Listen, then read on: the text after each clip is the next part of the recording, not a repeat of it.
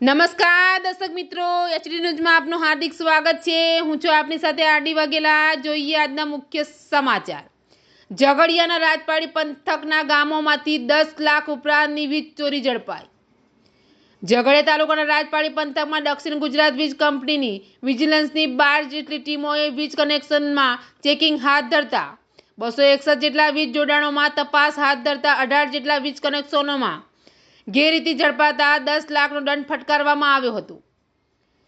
ઝઘડિયાના રાજપાડી પંથકના ગામોમાં આજે વહેલી સવારે ડીજીવીસીએલના વિજિલન્સ વિભાગની 12 ટીમોએ પોલીસ બંદોબસ્ત સાથે આકસ્મિક વીજ ચેકિંગ હાથ ધર્યું હતું।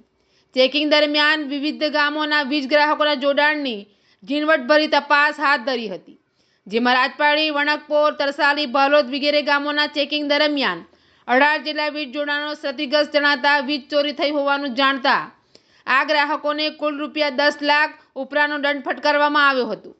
વિજિલન્સ ટીમોએ કુલ 261 જેટલા વીજ જોડાણો તપાસ્યા હતા, જેમાં 18 જેટલા વીજ મીટરોમાં ચેડા કર્યા હોવાનું તેમજ અન્ય અવનવી તરકીબો વાપરી વીજ ચોરી કરી હોવાનું બહાર આવ્યું હતું।